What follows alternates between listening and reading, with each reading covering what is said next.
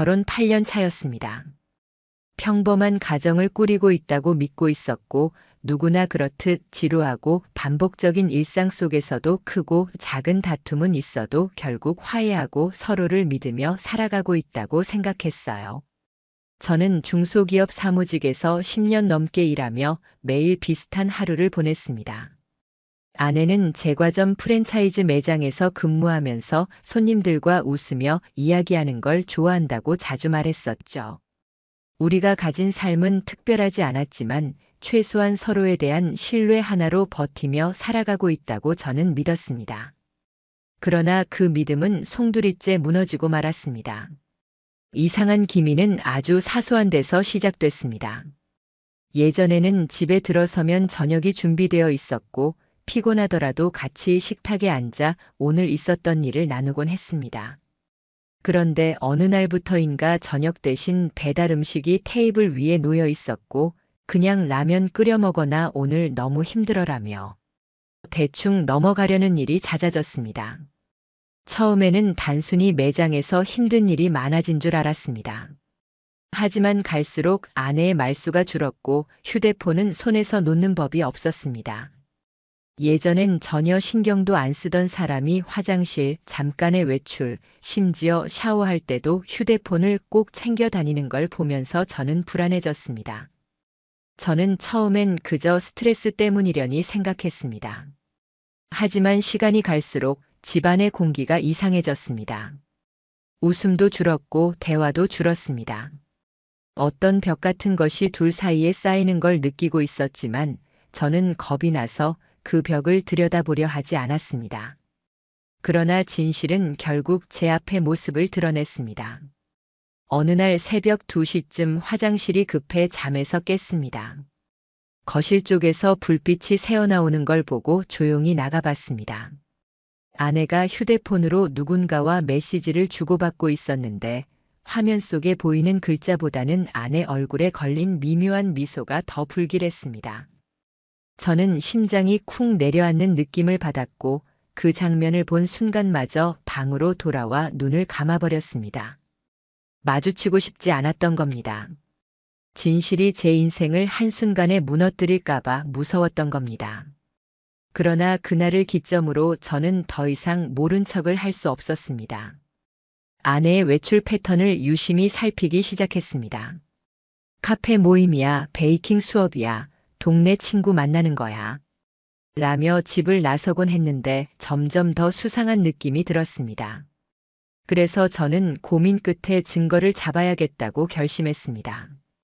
흔히 드라마에서 나오는 GPS 장치나 몰래카메라 같은 불법적인 방법은 위험하다는 걸 알고 있었기에 저는 다른 방법을 택했습니다. 아내의 휴대폰이 잠깐 놓여 있을 때 문자 메시지와 카카오톡 대화 내용을 눈여겨봤습니다. 그리고 아내가 외출할 때 사용하는 신용카드 내역과 스마트워치의 위치 기록을 종합적으로 확인하기 시작했습니다. 카드 이용 내역을 보면 분명히 베이킹 학원 근처가 아닌 이상한 카페나 음식점 이름이 찍혀 있었고 위치 기록은 늘 정체불명의 특정 아파트 단지 근처에서 멈춰 있었습니다. 한 번은 제가 일부러 늦게 퇴근하고 있다고 거짓말한 적이 있었습니다. 아내는 그날 저녁 매장 회의가 있다고 했는데 실제로 카드 내역은 한 고급 음식점에 찍혀 있었고 위치 기록은 그 근처 아파트였습니다. 저는 혹시나 싶어 다음 날 그 음식점에 가봤습니다. 계산 내역에 이름이 찍혀 있었고 카드 마지막 4자리도 아내 것과 일치했습니다. 그때부터 머리가 정말 복잡해지기 시작했습니다. 그러던 어느 날 제가 은밀히 확인한 기록 속에서 믿기 어려운 사실을 발견했습니다. 아내가 머물던 장소가 매번 다른 아파트였던 겁니다. 단 한 사람과의 만남이 아니었습니다. 같은 요일 같은 시간대에 재현되는 패턴은 명백했고 그곳에서 찍힌 사진이나 SNS의 간접 흔적들을 추적하다가 아내가 3명의 다른 남자를 번갈아 만나고 있다는 사실까지 알아냈습니다. 더 충격적인 건 그 남자들의 왼손에 빛나는 반지였습니다. 저는 몰래 차량 번호판을 찍고 보험 사이트, 중고거래 앱, SNS 기록들을 교차 검증했고 그 결과를 보고 심장이 무너졌습니다. 그들은 모두 유부남이었습니다. 아내는 무려 3명의 유부남과 각기 다른 요일과 다른 공간에서 만남을 이어가고 있었던 겁니다. 제가 지금까지 믿어왔던 가정, 제가 붙잡고 있다고 생각했던 일상이 한순간에 가짜가 되어버렸습니다. 저는 충격으로 손발이 저려오고 숨이 제대로 쉬어지지 않았습니다. 밥도 넘어가지 않았고 밤마다 식은땀이 흘렀습니다. 처음엔 왜 이런 상황이 되었는지 이유를 찾고 싶었습니다. 하지만 곱씹을수록 억울함과 분노만 치밀어 올랐습니다. 왜 나만 참고 있는 거지? 왜 저 사람들은 아무 죄책감 없이 웃고 떠들고 있을까? 저는 결심하게 되었습니다.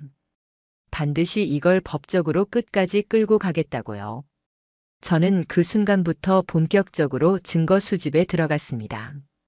카드 내역, 위치 기록, 아내의 거짓말이 담긴 통화 내용, 세 남자와의 대화 캡처, 함께 찍힌 사진 등을 하나하나 모았습니다.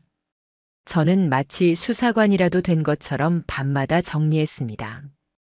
불면증에 시달리며 눈은 충혈됐고 몸은 무너져 내리는 것 같았지만 멈출 수는 없었습니다.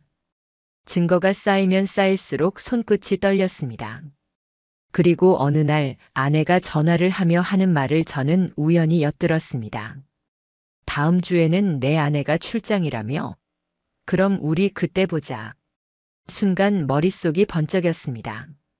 아내가 말한 그 아내, 즉 상대 남자의 아내가 있다는 사실. 그렇다면 이건 단순한 바람이 아니라 구조적인 불륜이었습니다. 저는 결심했습니다. 상대 남자들의 아내에게 사실을 알려주자. 나처럼 배신당하고 모른 채 살고 있을 사람들이라면 나와 손을 잡아줄 게 분명했습니다. 저는 아내의 휴대폰 연락처를 바탕으로 이름과 전화번호를 확보했고 각종 SNS, 오픈 프로필, 주차된 차량 정보를 종합해 결국 세 사람의 아내들을 찾아냈습니다. 그들에게 처음 연락했을 때 당연히 의심을 받았습니다. 하지만 제가 갖고 있던 결정적인 증거를 보여주자 상황은 바뀌었습니다. 한 사람은 충격에 기절했다고 들었고 다른 이는 통곡하며 울었다고 했습니다. 저와 똑같은 피해자들이었고 그들은 더는 침묵하지 않겠다고 결심했습니다. 우리는 그렇게 연합했습니다. 피해자이자 동시에 반격자들로. 우리는 서로 다른 삶을 살다가 같은 배신 앞에 모였고 공동의 적을 마주하고 있었습니다. 그리고 저는 깨달았어요. 이제는 혼자가 아니라는 걸. 그날 이후 저는 법적으로, 현실적으로 철저하게 준비했습니다. 상간 소송, 이혼 소송, 증거 정리와 법적 전략. 몸은 무거웠지만 마음 한쪽은 오히려 차분했습니다. 저와 같은 상처받은 사람들이 제 손을 잡아줬고 우리는 진실을 세상에 드러낼 준비를 하고 있었습니다. 세 남자의 아내들과 처음으로 연락을 주고받기 시작한 건 너무도 기묘한 밤이었습니다. 그날 밤 휴대폰 화면을 바라보면서 제 손가락은 떨리고 있었고 상대방에게 이 상황을 어떻게 설명해야 할지 앞이 캄캄했습니다. 호흡이 짧아지고 심장이 쿵 내려앉는 기분의 문자 하나를 보내는 데에도 몇 분씩 시간이 걸렸습니다. 하지만 저는 이럴 때야말로 용기를 내야 한다는 걸 알고 있었습니다. 저는 그들에게 솔직히 말했습니다. 저는 당신 남편과 제 아내가 부적절한 관계에 있다는 확실한 증거를 갖고 있습니다. 믿기 어려우실지 모르지만 사진과 내역, 대화 기록까지 있습니다. 거짓이 아님을 보여드릴 수 있습니다. 이 문자를 보내는 동안 손끝은 얼어붙은 것 같았고 순간순간 휴대폰을 내려놓고 숨을 고르기도 했습니다. 첫 번째로 연락이 닿은 아내는 메시지를 확인하자마자 곧바로 전화를 걸어왔습니다. 수화기 너머에서 들려오는 떨리는 목소리는 충격으로 가라앉은 듯 했습니다. 무슨 소리예요? 지금 장난하시는 겁니까? 그녀의 목소리는 분노와 불신이 동시에 묻어 있었죠. 하지만 제가 준비해둔 증거들을 차분히 설명하며 사진 몇 장을 보냈자 잠시 정적이 흐른 뒤 크고 날카로운 절규가 터져 나왔습니다. 이어 거짓말이 아니었군요라는 낮은 탄식이 들려왔습니다. 그 순간 저 역시 가슴이 미어지는 듯 했지만 동시에 혼자가 아니라는 의식이 서서히 찾아왔습니다. 두 번째 아내와 연락이 닿았을 때는 상황이 달랐습니다. 그녀는 믿을 수 없다는 듯 몇 번이고 되물었습니다. 우리 남편이 그런 짓을 했다고요? 아니에요. 절대 그럴 리 없어요. 우리 애들한테 얼마나 좋은 아빠인데 그러나 증거 파일을 몇 개 보낸 뒤 전화기 너머에서 흐느끼는 숨소리가 이어졌습니다. 말없이 울고 있는 그녀에게 저는 단 한마디 했습니다. 이런 상황에서 우린 피해자입니다. 이대로 모른 채 한다고 해서 문제는 사라지지 않습니다. 잠시 후 그녀는 차분한 목소리로 말했습니다. 저도 가만히 있지는 않을 겁니다. 세 번째 아내와는 더욱 힘든 과정을 거쳤습니다. 그녀는 오히려 저를 의심했습니다.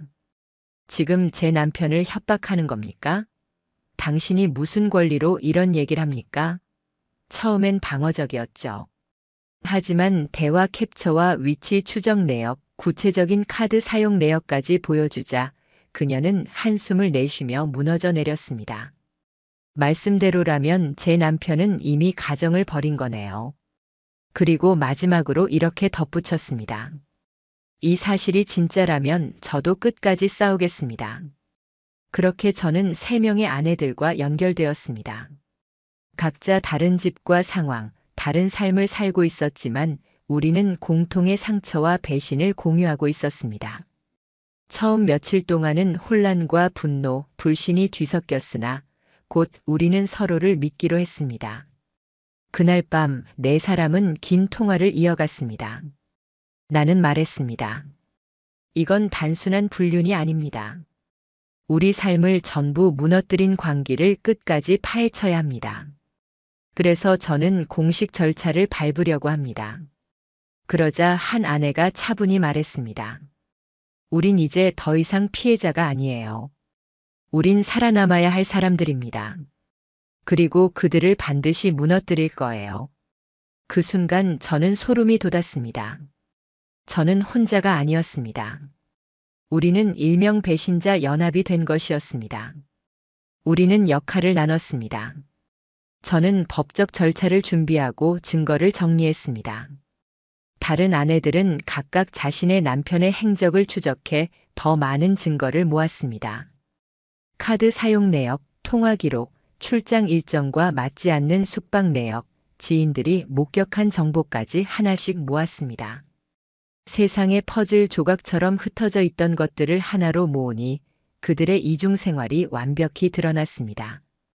그 결과물은 너무도 충격적이었습니다. 월요일에는 첫 번째 남자의 아파트, 수요일에는 두 번째 남자의 회사 근처 호텔, 금요일에는 세 번째 남자의 집에서 불과 몇 블록 떨어진 카페. 그들은 아내라는 존재가 있는데도 아무렇지 않게 이런 만남을 반복했고 그 흔적은 차근차근 쌓여 하나의 거대한 증거군처럼 우리 앞에 놓였습니다. 저는 변호사 사무실을 찾았습니다. 사실 상담을 받으러 들어갔을 때조차 손이 떨려 제대로 서류를 꺼내놓을 수도 없었습니다. 하지만 변호사는 제가 제출한 자료들을 차근차근 검토한 후 고개를 끄덕였습니다. 충분합니다. 혼인 파탄의 명백한 원인이 상대와의 부정행위고 그 상대방들은 유부남이라는 사실까지 드러났습니다. 이 정도 자료라면 남편분께 유리하게 진행될 겁니다. 그 말은 제 인생에서 처음으로 법이 저를 지켜준다는 확신을 심어주었습니다. 저는 곧바로 이혼 소송을 접수했고 동시에 3명의 상간남에 대한 손해배상 소송도 제기했습니다. 세 아내 역시 각각의 변호사와 함께 소송을 준비했습니다. 법적 포위망은 빠르게 좁혀졌습니다. 그러던 어느 날 아내가 달라지기 시작했습니다. 평소에는 퉁명스럽고 냉랭하던 태도가 희한하게 부드러워졌습니다. 갑자기 제게 따뜻한 밥상을 차려주고 다정한 목소리로 말을 걸었으며 심지어는 제가 앉으면 등을 주물러 주겠다고 손을 뻗었습니다. 저는 씁쓸하게 생각했습니다. 뒤늦게 안간힘을 쓰는구나. 아내도 뭔가 이상하다는 걸 느끼고 있었습니다. 하지만 그녀는 제가 이미 어디까지 준비했는지는 몰랐을 겁니다.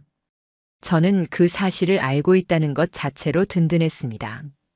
일주일쯤 지난 뒤 드디어 사건은 폭발했습니다. 내용 증명 우편이 각 상간남들에게 동시에 전달된 겁니다. 같은 날 같은 시간에 세 사람의 직장과 집에 도착한 서류는 그들의 일상을 단숨에 뒤엎었습니다. 내용에는 불륜 증거, 손해배상 청구, 법적 책임 안내가 적나라하게 기록돼 있었습니다. 그 후 들려온 소식은 충격적이었습니다. 한 상간남은 편지 봉투를 읽자마자 손이 떨려 제대로 서 있을 수 없었다고 하고, 다른 이는 화장실에 숨어 몇 시간 동안 나오지 않았다고 합니다. 그리고 마지막 한 명은 직장에서 쓰러져 응급실로 실려갔다고 들었습니다. 문제는 그 직후에 찾아왔습니다. 아내가 제 책상 서랍 속 문서를 몰래 확인해 버린 겁니다. 그 안에는 상간남 소송 자료, 이혼 준비 서류, 증거 목록까지 가지런히 들어 있었습니다. 아내는 그걸 들고 거실에서 절 노려보며 묻더군요. 당신 지금 뭐 하는 거야? 그녀의 목소리는 당황과 분노가 뒤섞인 톤이었습니다. 반성이 아니라 자신이 통제권을 잃었다는 불안이 가득 묻어 있었습니다. 저는 침착하게 말했습니다.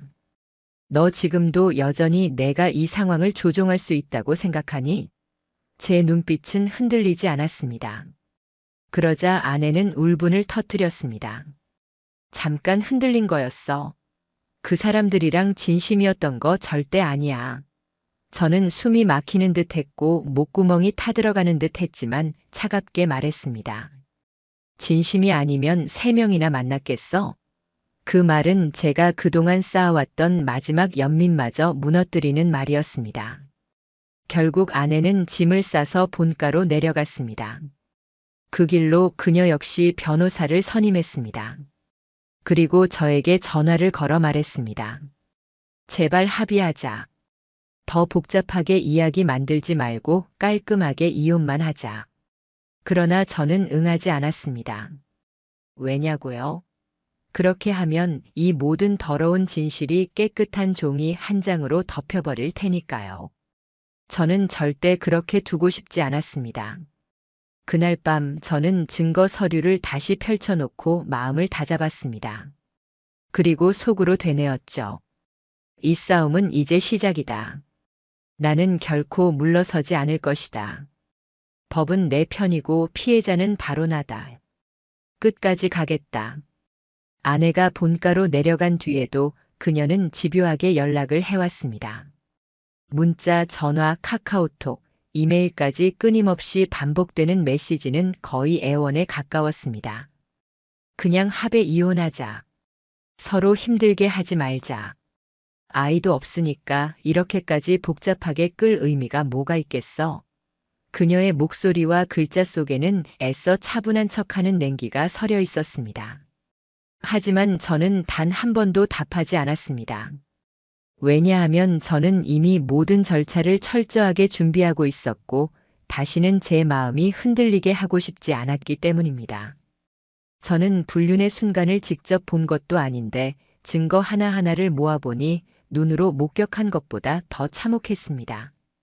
카드 내역, 위치 기록, 선물 영수증, 대화 캡처 사진. 제가 정리한 파일은 두꺼운 서류철 몇 권이 되었고 이만큼의 증거가 있으면 법정에서도 뒤집을 수 없을 거라 변호사는 장담했습니다. 3명의 상간남에 대한 손해배상 소송은 이미 접수돼 있었고 동시에 아내와의 이혼 소송도 진행 중이었습니다. 제 머릿속은 이미 끝까지 간다라는 한마디로만 가득 차 있었습니다. 하지만 반대편의 움직임도 만만치 않았습니다. 3명의 상간남은 각자 자신을 방어하기 시작했습니다. 첫 번째 남자는 변호사를 통해 우발적인 일탈, 순간적인 실수라고 주장했고, 두 번째 남자는 이미 아내와 불화가 심했고 관계가 오래전부터 소원했다라며 책임을 줄이려 애썼습니다. 가장 황당한 건 세 번째 남자였습니다. 그는 뻔뻔하게도 아내가 먼저 유혹했다고 주장했습니다. 심지어 자신이 피해자라는 듯 말하더군요.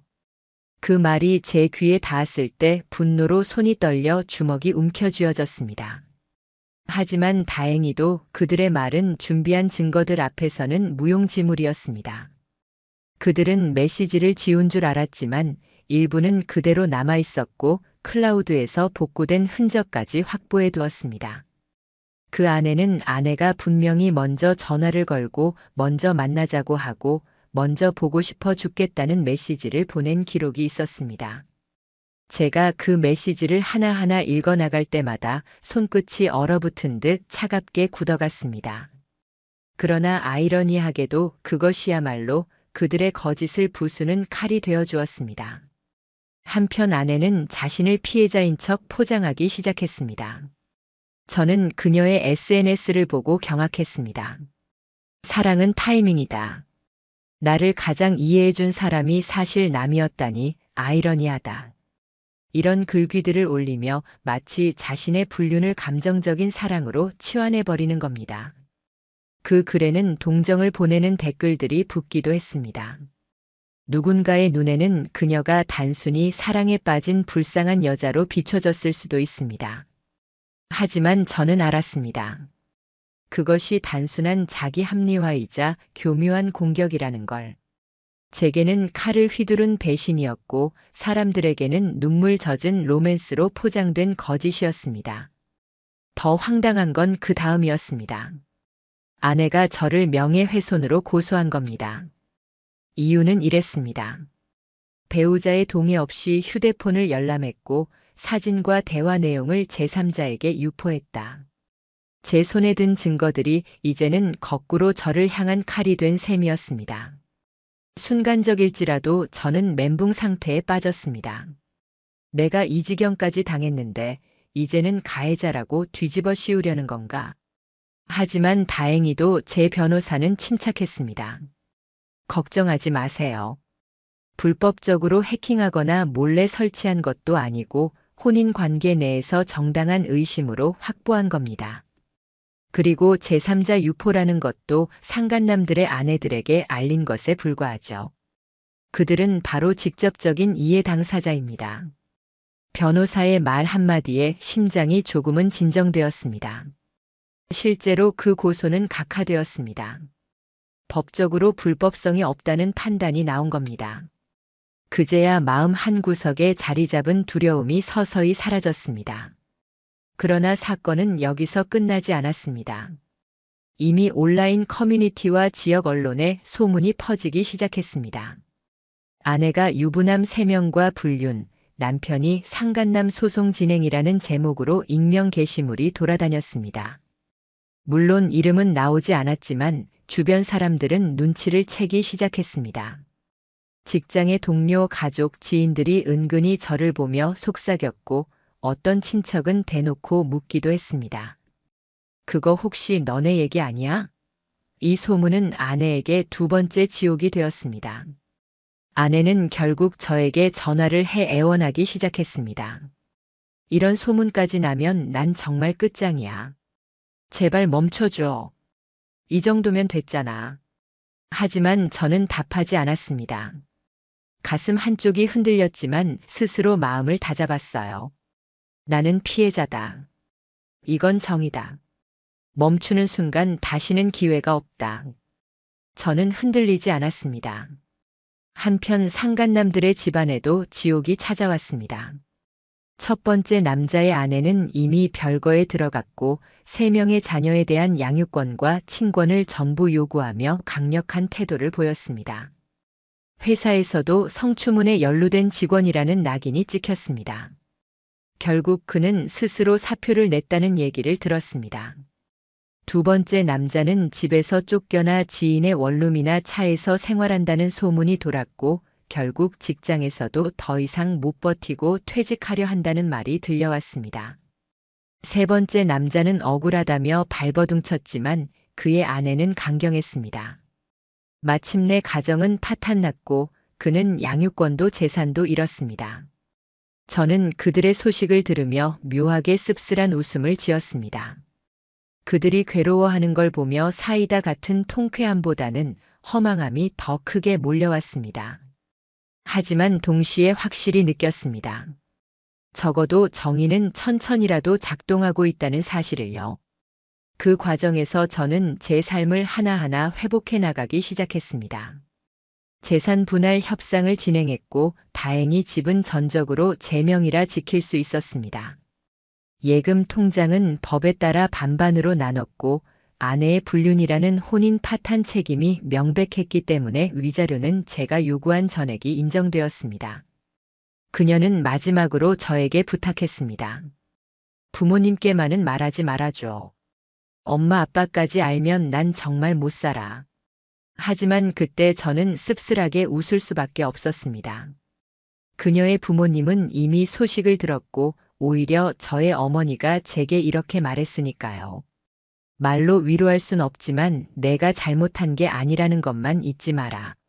저를 향해 조용히 등을 토닥이는 어머니의 손길에서 저는 눈물이 쏟아지려는 걸 겨우 참아냈습니다.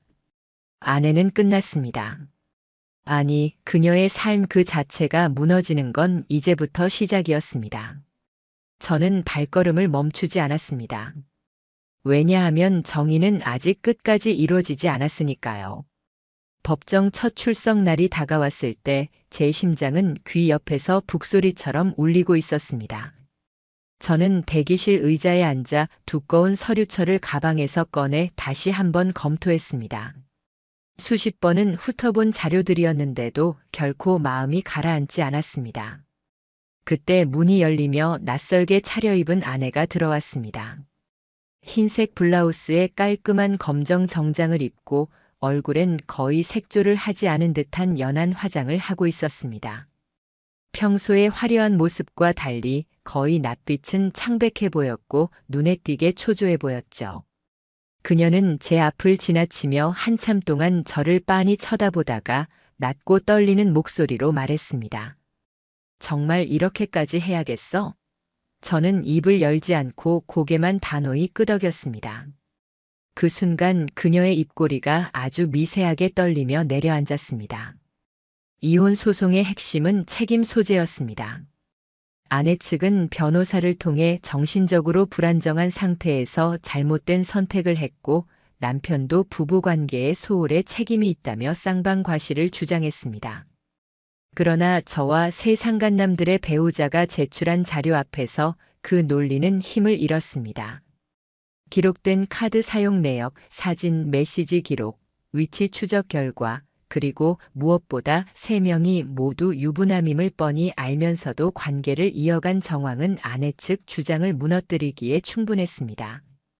결정적 순간은 상간남 중 한 명이 증언대에서 자백했을 때였습니다. 그는 고개를 숙이고 맞습니다. 저도 유부남임을 알면서 관계를 이어갔습니다. 감정적으로 휘말렸고 잘못했습니다. 라며 사실을 인정했습니다. 방청석은 수군거림으로 가득 찼고 제 손끝은 차갑게 식어갔습니다. 판사의 표정은 무표정했지만 그의 자백은 돌이킬 수 없는 결정타였습니다. 재판부는 판결에서 이렇게 말했습니다. 혼인 파탄의 명백한 책임은 피고인 아내에게 있습니다. 원고 남편이 입은 정신적 피해는 크다고 판단되며 피고는 위자료 5천만 원을 지급하십시오. 또한 상간남 3명은 각각 원고에게 2천만 원씩 배상할 것을 명령합니다. 저는 그 순간 숨을 크게 들이켰습니다. 이것이 정의인가 복수인가 알 수 없었지만 최소한 저의 억울함이 법적으로 인정받는 순간이라는 사실은 분명했습니다. 오랫동안 지고만 살았던 무게가 조금은 내려가는 느낌이었습니다. 법정에서 바라본 상간남들의 얼굴은 제각기 달랐습니다. 한 명은 얼굴이 낯빛으로 질려 있었고 또 한 명은 손수건으로 이마에 땀을 닦으며 고개를 숙이고만 있었습니다. 마지막 한 명은 끝까지 저를 노려보다가 이걸로 당신이 행복하면 좋겠습니다. 라고 했습니다. 저는 차갑게 미소 지으며 대답했습니다. 행복하지 않습니다. 하지만 정의는 지켰습니다. 그 말에 그의 어깨가 툭 떨어지듯 무너져 내렸습니다. 재판의 결과는 곧 현실로 다가왔습니다.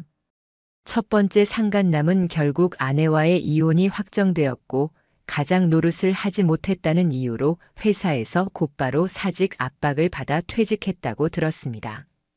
두 번째 상간남은 직장에서의 추락이 빠르게 진행되었습니다.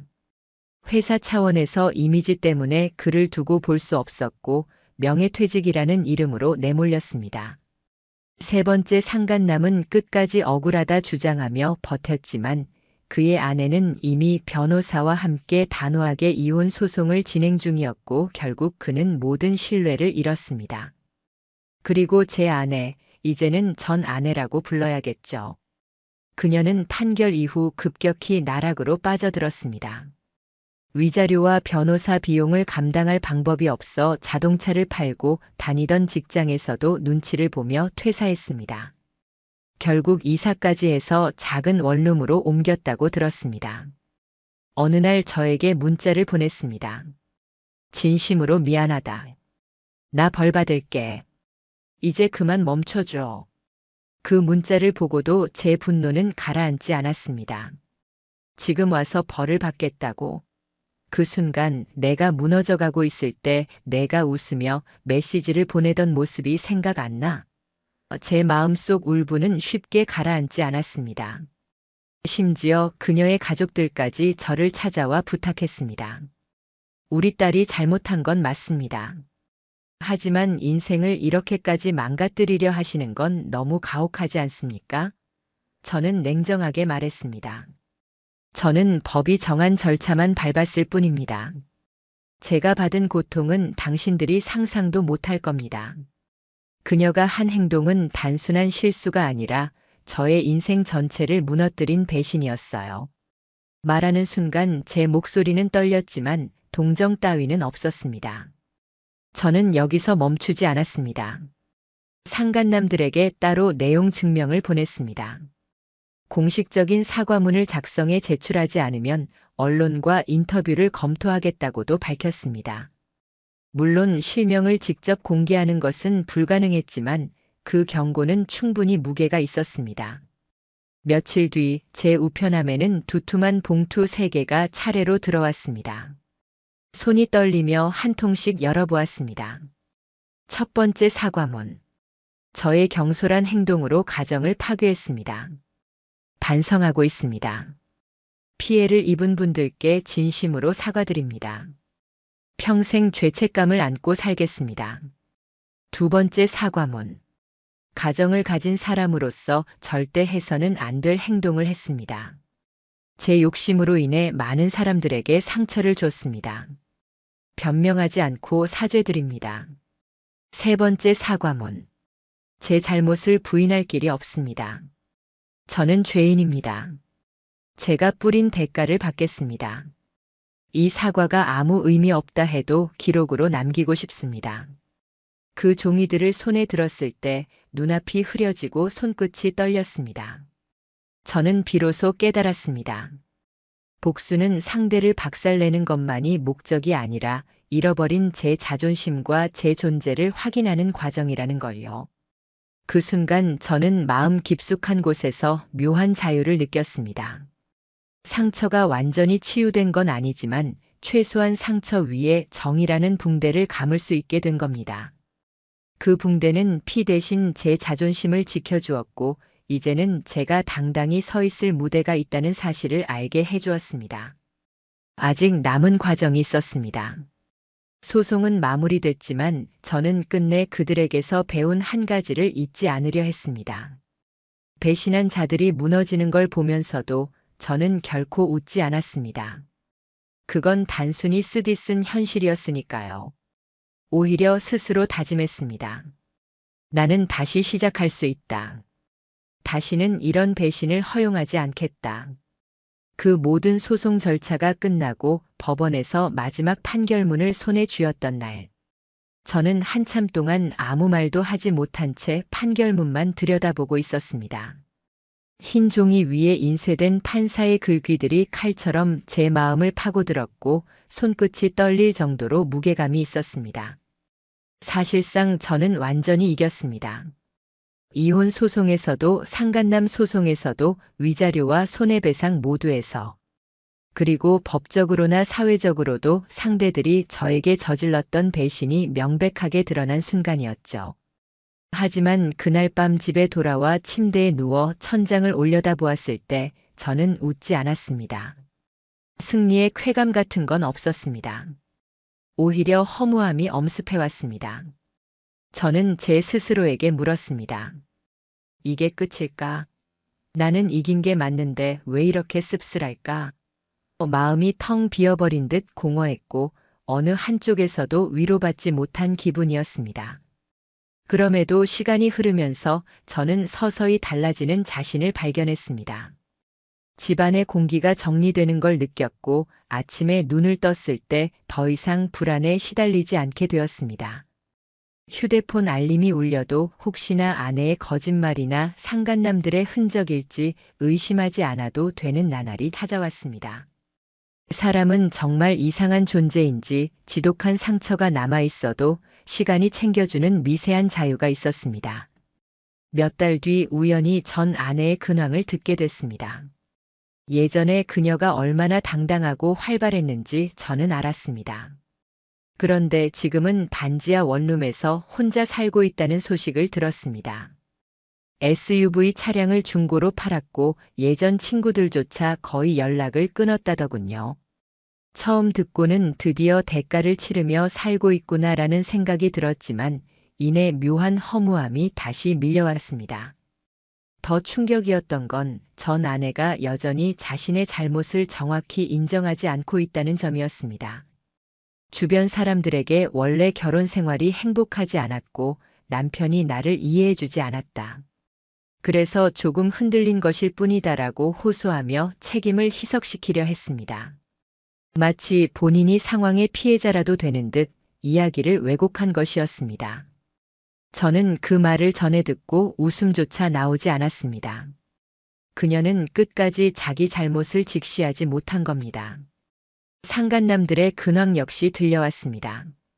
첫 번째 남자는 회사에서 결국 징계를 받았습니다. 결혼 생활은 완전히 무너졌고 부인은 아이들과 함께 아예 해외로 이주했습니다. 그는 지방지사로 좌천돼 원룸에서 혼자 산다고 했습니다. 그리고 늘 술에 의지하며 직장 동료들과도 완전히 단절된 삶을 살고 있다고 들렸습니다. 두 번째 남자는 명예퇴직을 당하듯 회사를 떠난 뒤 우울증 치료를 받고 있다는 소식이 들렸습니다. 숱한 심리 상담을 받았지만 가족이 떠나버린 그 공허함을 채울 길이 없었던 모양입니다. 그가 SNS에 남긴 글귀를 누군가 캡처해서 제게 보여주었습니다. 한순간의 욕심이 내 인생을 송두리째 바꾸어 버렸다. 그 글을 본 순간 저는 아이러니하게도 통쾌함보다는 씁쓸한 연민이 먼저 다가왔습니다. 세 번째 남자는 사과문을 가장 진지하게 썼던 인물이었습니다. 그는 다른 이들보다 자신의 잘못을 비교적 분명하게 인정했었습니다.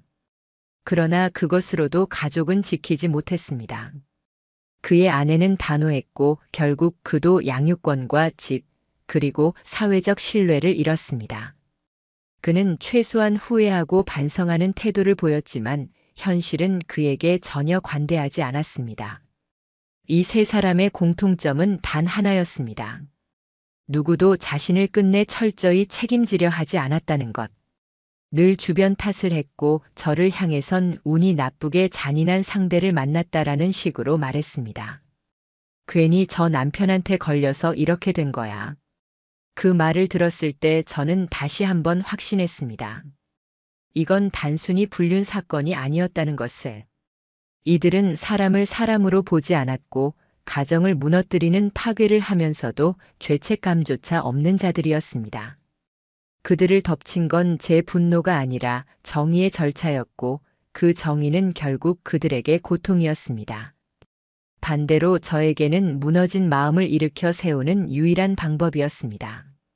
그 후 저는 조용히 제 삶을 재정비하기 시작했습니다. 작은 집을 새로 얻었고 회사 생활에 다시 몰입했습니다. 도망치듯 보냈던 시간에서 이제는 하루 일과를 차분히 누릴 줄 알게 되었습니다. 다시는 같은 실수를 반복하지 않겠다고 다짐했습니다.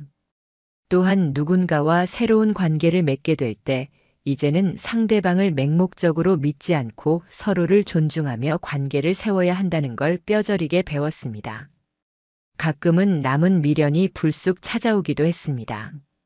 그때 내가 좀 더 빨리 알았더라면, 조금 일찍 대처했더라면, 그러나 이제 그런 질문에는 굳이 답을 찾으려 하지 않습니다. 그건 역시 제가 안고 가야 할 몫이니까요. 사랑은 달콤했지만 그 달콤함보다 배신의 상처가 훨씬 깊게 남습니다. 하지만 그럼에도 불구하고 오늘 제가 존재한다는 것은 그 모든 과정을 견뎌냈다는 증거입니다. 저는 언젠가 제 아이에게 혹은 가까운 후배에게 이런 말을 남길 겁니다. 나는 도망가지 않았다. 끝까지 싸웠고 책임을 물었고 정의를 지켰다. 그 한마디는 제 존재의 증거이자 스스로를 지탱하는 힘입니다. 이 이야기를 지금 보고 듣는 분들 중 어떤 이는 비슷한 상처를 겪고 있을지도 모릅니다. 그렇다면 꼭 말씀드리고 싶습니다. 당신은 잘못한 게 없습니다. 잘못은 결코 당신이 아닙니다. 당신은 믿음을 지켰고 신뢰를 존중했을 뿐입니다. 잘못은 그 믿음을 짓밟은 자들에게 있는 겁니다. 그리고 시간이 걸리더라도 절대 잊지 마십시오. 배신한 사람은 결국 무너집니다. 배신당한 이들은 무너지지 않습니다. 이제 그들은 각자의 방식으로 무너져가고 있습니다. 전 아내는 외면당하고 잊히고 있으며 상간남들은 바닥에서 허덕이고 있습니다.